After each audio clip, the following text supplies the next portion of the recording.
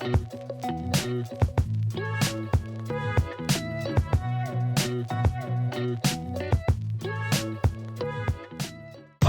dans le monde, des femmes pleurent et puis des mères qui tombent.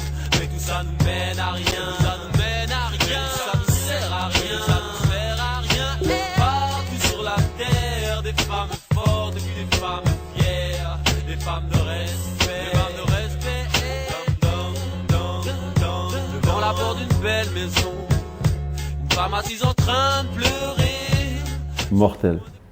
Putain, ça fait, je sais pas, 20 ans que j'ai pas écouté ça. Incroyable. Ça, c'était, écoute, c'était la première fois que je rentrais dans un studio, quoi. C'était avec Clément d'Animal Son que je venais de rencontrer par l'intermédiaire d'un mec de ma cité. Je suis parti chez lui à Viroflay, puis on a enregistré 2-3 sons, dont celui-ci. Mais tu ressens déjà l'envie de chanter sur du rap, tu ressens l'envie de traiter de thèmes assez particuliers. En fait, tu sais, j'enregistre des chansons depuis l'âge de 8 ans, tu vois. Mais je les ai toujours enregistrées dans une cave, dans un hall, dans une salle de répétition. Donc j'avais jamais eu accès à un vrai studio d'enregistrement sur lequel je pourrais faire des bacs, je pourrais m'enregistrer, tu vois. À la base, c'était juste un micro, et puis on met play, enregistre, et puis on chante, tu vois. Ça, c'était dans les années 2000, tu vois, c'était 98, comme ça, ouais, c'était ça, c'était 98. À cette période-là, moi, j'avais déjà quand même de la bouteille en termes d'écriture, en termes de maîtrise vocale. Pour moi, c'était simple, tu vois. Tu sais, quand tu es habitué à courir avec des poids aux pieds, tu vois, quand on enlève les poids, tu cours plus vite que les autres. C'est exactement ce qui s'est passé là, parce que j'étais habitué à enregistrer dans des façons, tu vois, dans des endroits et de façon très difficile. Donc quand je suis arrivé dans un vrai studio, c'était super simple. Et là, la chanson qu'on écoute, j'avais 16 ans, tu vois, donc j'avais déjà commencé à écrire depuis 6 ans, comme ça. Pour moi, les études, j'ai arrêté très tôt. J'ai été renvoyé du collège Le Village en début de 3e. Donc j'ai jamais passé aucun brevet de ma vie. J'ai arrêté très tôt. Après, j'ai repris l'école en prison pour sortir de ma cellule parce que je m'ennuyais trop.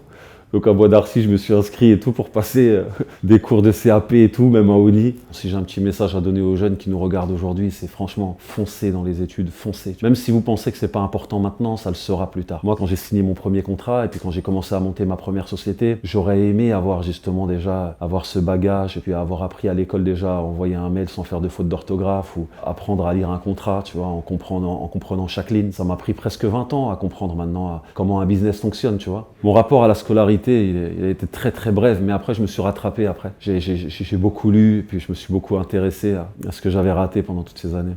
Oh, c'est une dinguerie.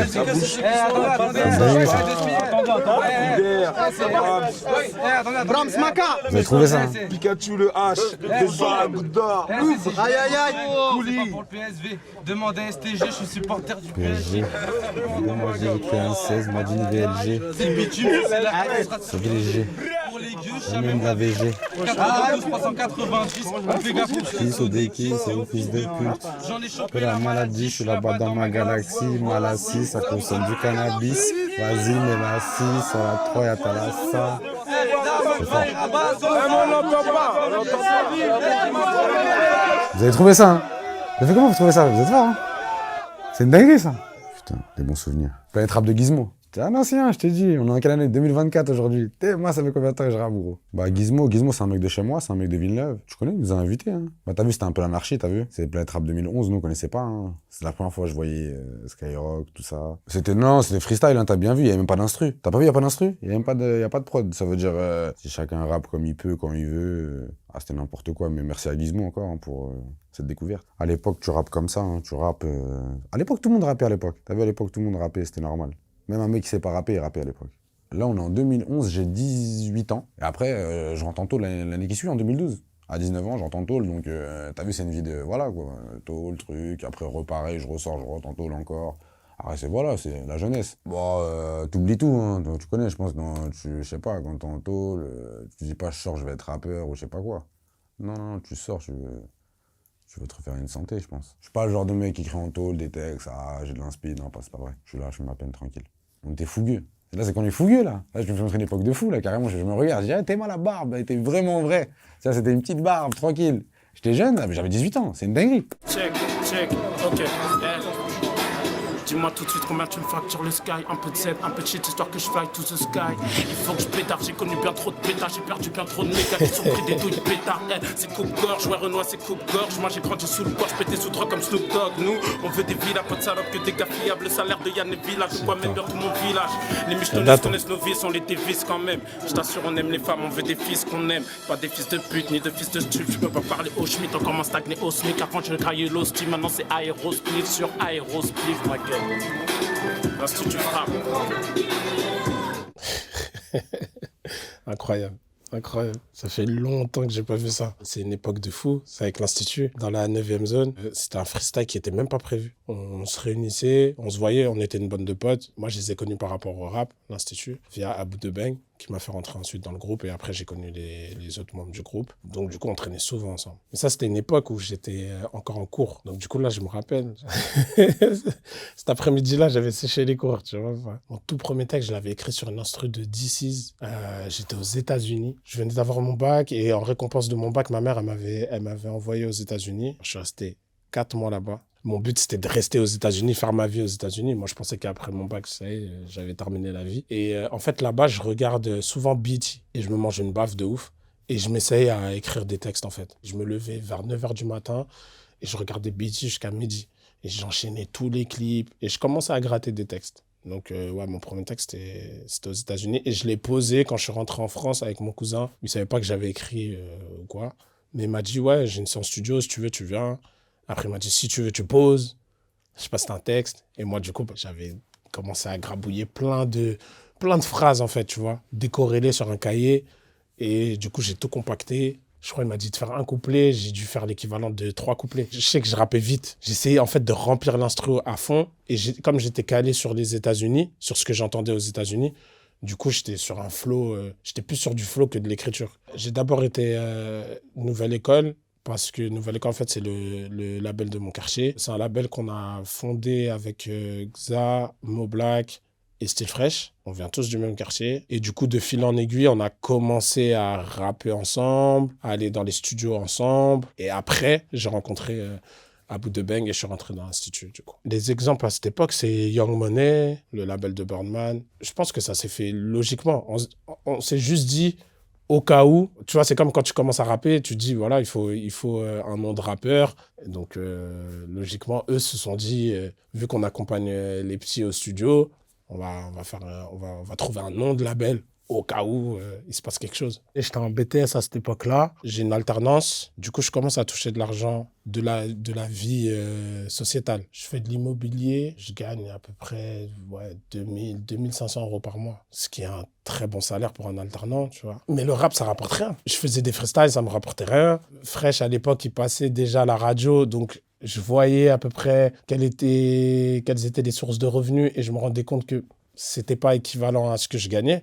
Donc, je me disais, bah non, le rap, c'est pas une option, en tout cas, pour m'en sortir dans la vie. Et sachant qu'il y avait énormément de rappeurs. J'ai été très vite conscient de l'écosystème musical. Et on parle d'une époque où il y avait peu de gens qui vendaient des CD et il y avait surtout peu de gens qui vivaient vraiment bien du rap. Donc, pour moi, c'était réservé à une élite. Je me considérais pas de cette élite-là. J'étais juste dans un truc où je me disais, OK, je fais du rap, c'est cool. Je vais essayer d'être le plus performant possible pour rapper avec les rappeurs que j'écoute. C'était juste ça, mon but. Vraiment de rapper avec le top du rap français. Tu lui dirais quoi aujourd'hui à ces esprits noirs-là? Mange un peu. Mange un peu. Allez, j'étais queuse, hein. J'étais vraiment queuse. Franchement, je lui dirais, fais exactement la même chose que tu as fait. Sauf évite juste 2-3 trucs mauvais que j'ai, 2-3 choix mauvais que j'ai fait en termes de business dans ma vie, des trucs que j'ai fait qui sont pas à revendiquer et pas à refaire. Donc voilà, c'est le seul truc que je dirais. Mais sinon, cette époque, elle était trop lourde. Il y avait une pression de vie quand même. Là, je commençais à devenir un jeune adulte. Tu commences à réfléchir à ce que tu vas faire dans la vie, etc. J'étais un peu... Justement, tu vois, je touchais à beaucoup de choses. Donc, j'étais un peu perdu quand même. J'avais un fil conducteur, mais j'étais un peu perdu dans la voie que je devais emprunter et m'y mettre à fond. C'est juste ça que je dirais à ce jeune esprit noir, c'est d'éviter juste les mauvaises choses. Je sais qu'il t'a blessé là, ah putain, on était tous minces, hein. Waouh. Avant que je parte en solo, j'étais dans un groupe, ça s'appelait La Cinésia. Et on avait fait beaucoup de gros titres qui avaient pris et tout. Et ça, c'est le dernier titre que j'ai fait avec la Synésia, juste avant que je parte en solo. On avait tous une silhouette différente. Je crois que j'avais 25 ans, je crois, peut-être. Hein. 25 ans, 24, 25 ans. Ça fait longtemps. Ça fait longtemps. Mais c'est une belle époque. On habitait tous ensemble dans une maison comme ça, dans le 77.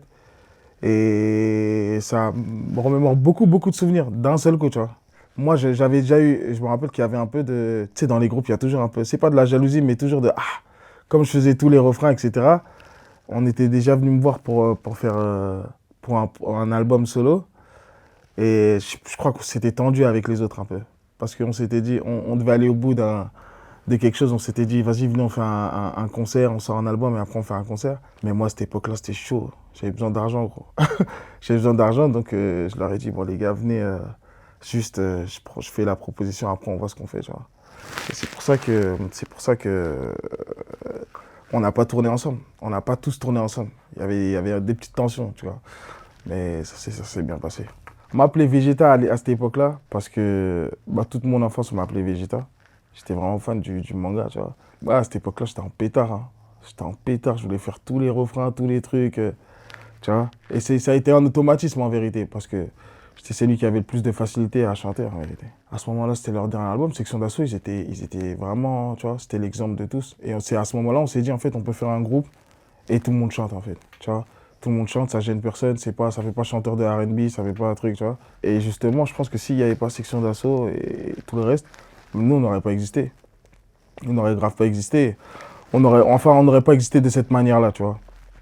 Parce qu'on avait vraiment ce truc musical en mode, ils l'ont fait, et ils ont ouvert la porte, allons-y, tu vois. C'était un peu l'exemple, mais nous, on avait cette touche afro. Donc, on avait un peu notre truc à nous, mais ils ont vraiment donné l'exemple, tu vois. Moi, j'ai quitté chez mes parents très jeune, tu vois. Très jeune, parce que mon père, il n'en pouvait plus et tout, que des bêtises, des gardes à vue et tout, il n'en pouvait plus. C'est-à-dire que je suis parti à l'aventure, en vérité. Et je me suis dit, putain, il faut que j'en vive, en fait. Parce que si je fais pas ça, là, je suis mort. Je suis dans la merde. J'avais encore des potes qui restaient au quartier, qui faisaient ce qu'ils avaient à faire. Moi, j'étais pas dans celle-là, tu vois. J'ai jamais vraiment été dans celle-là. Après, tu connais quand tu es toujours avec tes potos, ça engraine un peu à gauche, à droite. Mais moi, j'ai toujours eu la vision, tu vois. Je suis vraiment resté concentré. J'ai dit, faut développer ce truc-là. Faut développer ce truc-là, quitte à en faire quelque chose. Moi, le but, à cette époque-là, je me suis dit, le but dans ma vie, c'est avoir un disque d'or. J'allais au studio tout seul, après, je faisais venir les autres, j'ai fait un truc, venez, on va zépo dessus, tu vois. Mais j'allais vraiment au studio tout seul. J'ai une anecdote par rapport à ça. Un jour, le studio, il était à Noisiel, je crois. Donc, on est parti de Cergy-le-Haut jusqu'à Noisiel. Ça a mis 1h40, un truc comme ça, tu vois. Ils ont pété un câble. T'es fou, quoi. On est resté tout le temps dans les transports, tu vois. Et après, arrivé à Noisiel, il fallait marcher 45 minutes pour aller au studio. Moi, je le faisais tout le temps, en fait. Ils sont venus une fois, après, ils sont plus venus. Ils sont plus venus, tu vois. Mais moi, je le faisais tout le temps. J'étais en mode... même avec ma compagne de l'époque, elle m'accompagnait et tout. J'avais trop la dalle. J'avais vraiment trop la dalle. Et c'est devenu un automatisme, en fait. Pour moi, j'avais pas le choix, en fait. J'avais vraiment pas le choix, il fallait que je réussisse, c'était soit ça, soit rien. Et j'avais trop de choses à prouver à mes proches, tu vois. J'ai commencé en groupe, mais j'étais devant dans tous les cas, tu vois. Et après, j'ai ressenti le besoin de me confronter à la réalité. Est-ce que c'est possible que je fasse un album? Est-ce que c'est possible que j'ai des certifications? Est-ce que c'est possible que je fasse des collaborations avec tous les grands de ce milieu? Et je me suis dit, et ce qui est bien, c'est que je sais pas comment ça se fait, mais ma parole, elle est vraiment importante. Quand je dis que je vais faire quelque chose, par tous les moyens, je sais pas par où je passe, mais je le fais, tu vois. Et j'ai dit tout ce que j'allais faire, et je l'ai fait. Je vais changer un peu le flow pour te montrer que même dans ton élément je peux te manger. Poto, aujourd'hui on va te faire cracher. Avouez que pour toi dans le peur je suis danger. Une pensée sincère à tous nos remords. Poto, y a pas la place pour les remords. Faut se lever tôt si tu veux le trésor. C'est quoi ce qui se passe dans les caves de...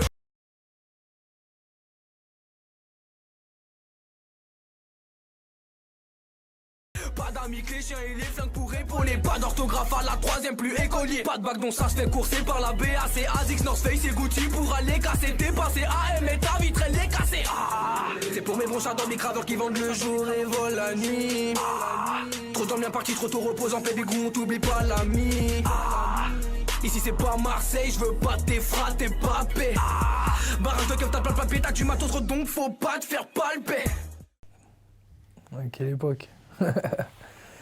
C'était pas mon premier clip, mais c'était même un des derniers que j'ai sorti. Je crois que c'est le dernier clip que j'ai sorti avant d'arrêter et de commencer vraiment. Je crois qu'on est en 2015, 2016, je crois, je suis pas sûr. C'était l'époque quand j'étais tout seul.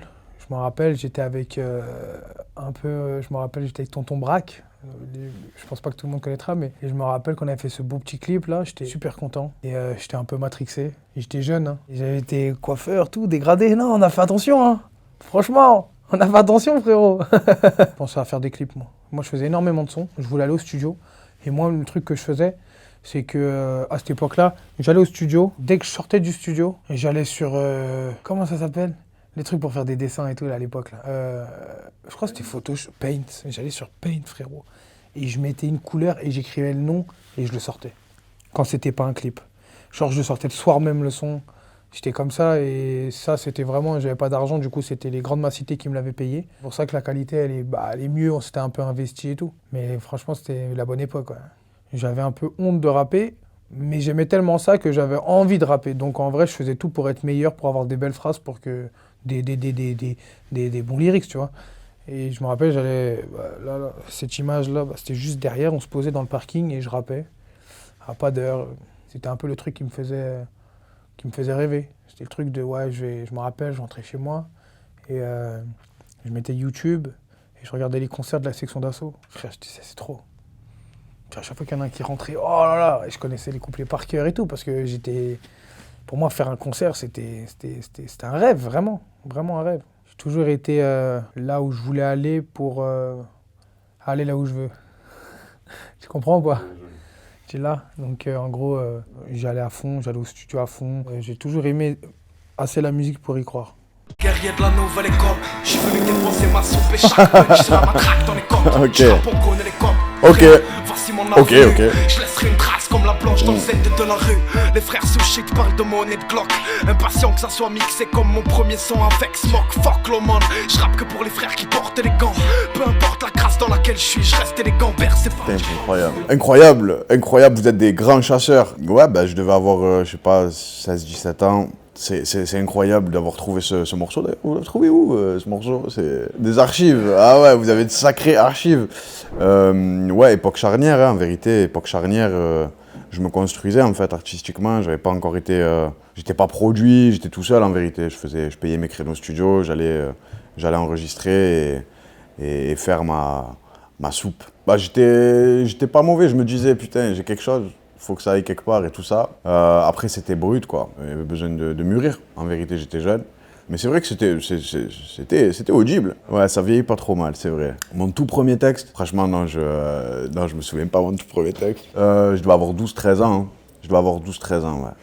Je commençais à écrire, quoi. Des suites de mots qui ne voulaient rien dire. Ouais, j'écrivais papier, ouais. Avant, on n'avait pas, en vérité, tous ces supports et tout ça. Et même quand on a eu les smartphones et tout, on n'a pas eu directement l'automatisme d'écrire nos textes dessus. Et puis, je trouve que le support, quand même, papier, c'est important. Et après, ce qui est bien aujourd'hui, c'est que les supports diffèrent. Et donc, du coup, tu peux trouver des aérations d'inspi en changeant de support un petit peu. C'est vrai que quand j'en ai marre du téléphone, je passe à la feuille et ça relance un petit peu l'écriture. Quand je suis en page blanche sur le smartphone, c'est vrai que quand je prends une feuille, finalement, j'ai l'impression que l'inspi revient, quoi. Donc je me sers beaucoup de ça pour lutter contre la page blanche, ce foutu syndrome des artistes.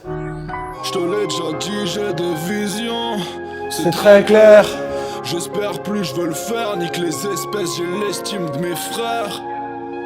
Y'a pas de problème, y'a BG derrière, oh la wesh.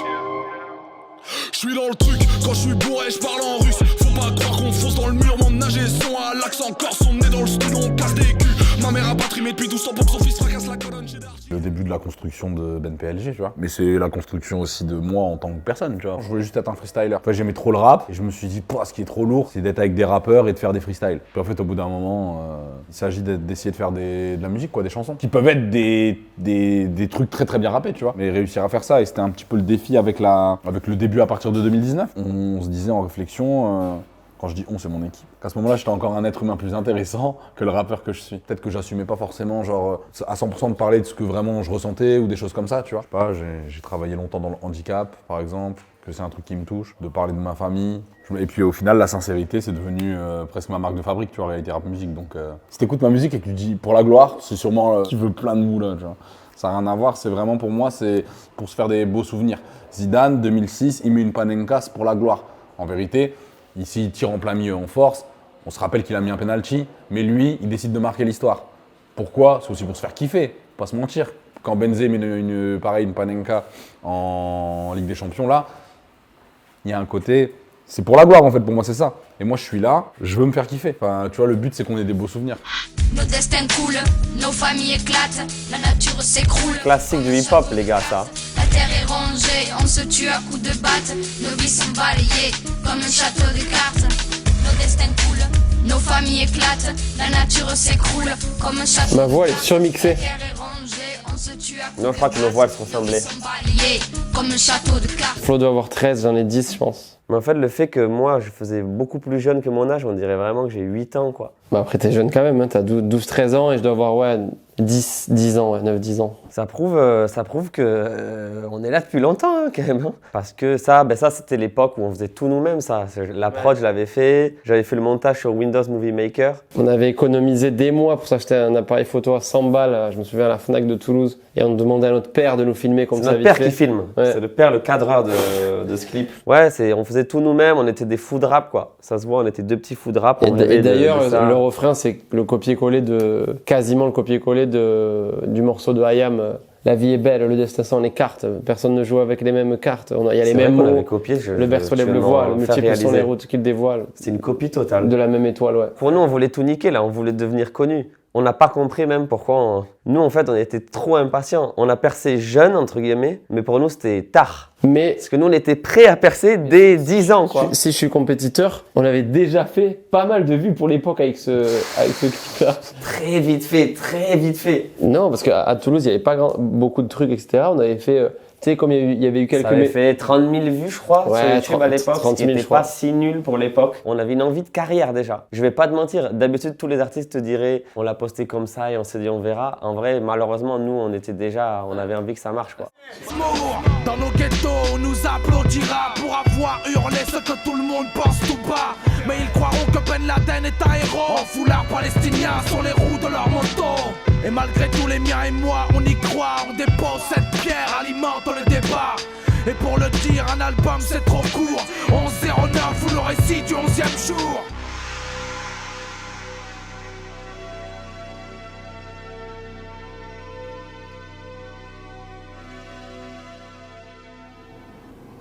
Chaud. En septembre, très chaud ce morceau. Je l'aime beaucoup ce titre-là, même s'il est bourré de maladresse, d'incompréhension, de double sens. Il y a quand même un truc brut, tu vois, d'honnêteté, de volonté, de vouloir dire des choses, de dénoncer. C'est ce qui fait aussi le charme du truc, cette maladresse. Voilà. Quand c'est trop lisse, trop bien fait, bah il y a pas d'âme. Là, il y a même trop d'âme, j'ai l'impression, dans le truc. Quand j'ai commencé à l'écrire, je savais très bien que j'allais pas le rapper en le fredonnant ou en essayant de rapper comme un de mes confrères de l'époque, parce qu'à l'époque, moi, je voulais rapper comme Ali de Lunatic, je voulais rapper comme Roca, je voulais rapper comme Akhenaton, mais en aucun cas, j'avais ma propre signature vocale. Et puis, quand j'ai écrit ce morceau-là, c'est grâce à ce morceau-là que j'ai senti qu'il y avait un truc des tripes qui venait, et je me suis mis à crier, en fait. C'était un truc criard, rocailleux, très brut, j'y croyais pas trop, j'ai enregistré le morceau comme ça, mais mon gars Salsa qui était là, il m'a dit hey, stop, c'est ça. Voilà, ta signature, c'est ça. Moi, je doutais fort, je me suis dit, il y a un truc poussif, il y a un truc exagéré, on croirait Sylvester Stallone qui rappe, frère, tranquille.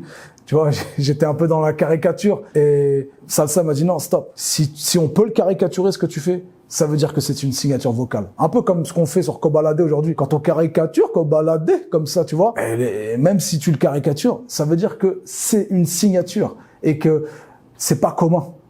Voilà.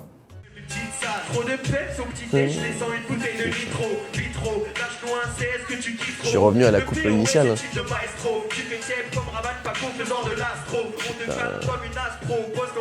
Ken, il a pas changé. On le reconnaît direct. Moi, tu peux te dire c'est qui Lavis.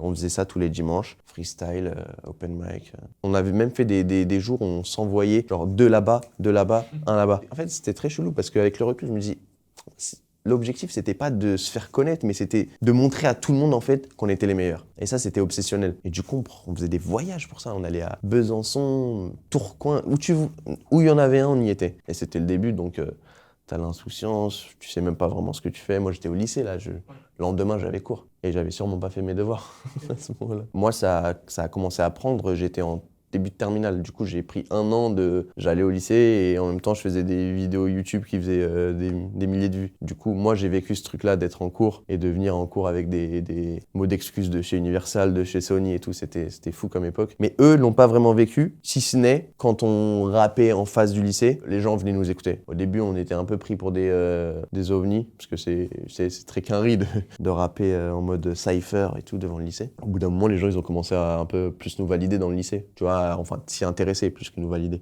En fait, regarde, La Source est sortie le 26 juin. J'ai passé mon bac. La Source, il est sorti entre la fin de ma dernière épreuve et les résultats.